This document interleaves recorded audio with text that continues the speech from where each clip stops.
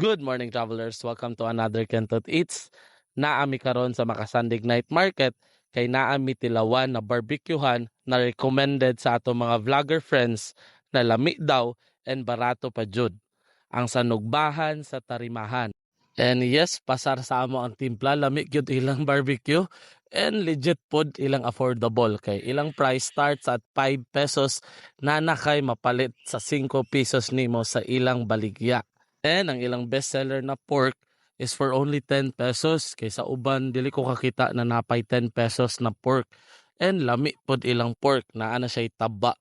And napod sila other available na mga seafoods pod na pwede pang grill. Na sila pusit, panga, and regular favorites nato sa mga barbecuehan. Naapod sila. And the best thing it is mas cheaper gid sila. Dili ni siya joke guys.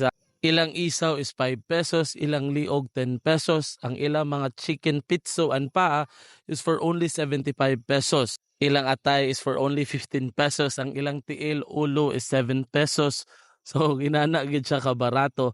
And the best thing pag dinhi kung dinhi mo mudayin sa Makasandig Night Market is lami gigayo ang feeling and view kay tungod naa mo sa daplin sa sapa. Plus ang view sa Makasandig Balulang Bridge tsada kaayo and dili pod mo mag-worry if ever mag-ulan-ulan kay naapod sila available na mga tents and dagan pod sila tables and chairs. So from the Balulang Makasandig Bridge, sila ang pinakauna na barbecuehan. So kung nagplano mo mobisita sa Makasandig Night Market, i-try ninyo ang sanugbahan sa tarimahan. Kay legit, lami og barato. Hangtod sa sunod na Kentot Eats, kita kits travelers.